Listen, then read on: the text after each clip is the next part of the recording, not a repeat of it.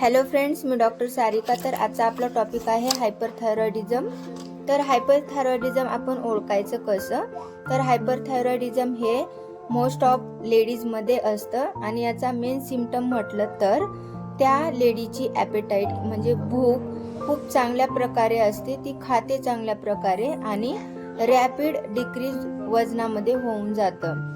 तर हा सिम्पटम आपण पाहिला तर नक्कीच आपल्या मनामध्ये यायला पाहिजे की हायपरथायरॉइडिझम आहे की काय।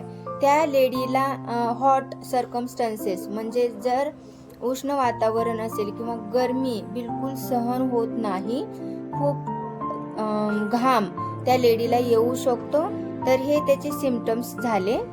छातीमध्ये धगधग म्हणजेच पाल्पिटेशन सुद्धा प्रेझेंट असतं। टॅकिकार्डिया हृदयाचे ठोके वाढलेले असतात। डोळ्यांचा आकार मोठा असतो, ही इमेज तुम्ही पाहू शकता।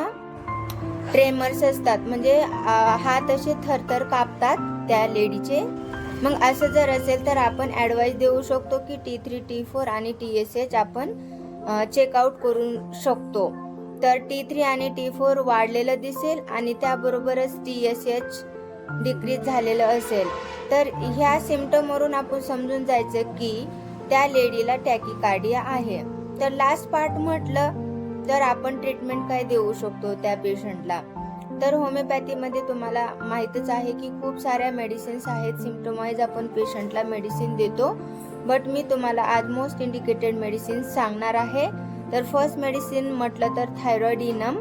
तर थायरॉइडिनम आपल्याला 1 ml पोटेन्सीमध्ये पेशंटला द्यायचं आहे। 2 थेंब सकाळी सकाळी पेशंटला उपाशी पोटी द्यायचं आहे। थायरॉइडचे जे रिलेटेड जे मेडिसिन आहे ते सगळं आपल्याला उपाशी पोटीच द्यायचं आहे, भले ते हायपोथायरॉइडिझम असू देत किंवा हायपरथायरॉइडिझम असू देत। दुसरं मेडिसिन म्हटलं तर आयोडम 30 आहे। आयोडम 30 पोटेन्सी मधले आपल्याला 2 थेंब सकाळी आणि 2 थेंब दुपारी, 2 थेंब संध्याकाळी, असं 3 टाइम आपण हे मेडिसिन त्या पेशंटला देऊ शकतो। आणि थर्ड म्हटलं तर R51 ड्रॉप आहे। तर हा ड्रॉप आपल्याला 10 थेंब सकाळी, 10 थेंब दुपारी आणि 10 थेंब संध्याकाळी अर्ध्या कप पाण्यामध्ये आपण त्या पेशंटला देऊ शकतो।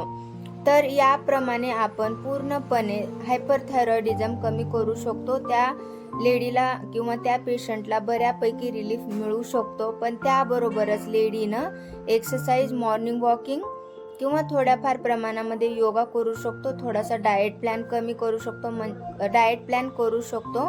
मग त्यामध्ये एक्सरसाइज आणि योगा हे बेस्टच आहे। आणि डाएटमध्ये म्हटलं तर सॉल्ट कमी खायचं आहे, सॉल्टी प्रोडक्ट कमी खायचे आहेत, फास्ट फूड सुद्धा कमी खायचं आहे।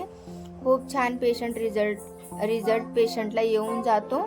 तर असेच तुम्हाला वेगवेगळे व्हिडिओ वेगवेगळ्या आजारांवर पाहायचे असतील तर नक्कीच माझ्या व्हिडिओला लाईक करा, माझ्या चॅनलला सबस्क्राईब करा आणि बेल आयकॉन दाबायला विसरू नका। Thank you so much.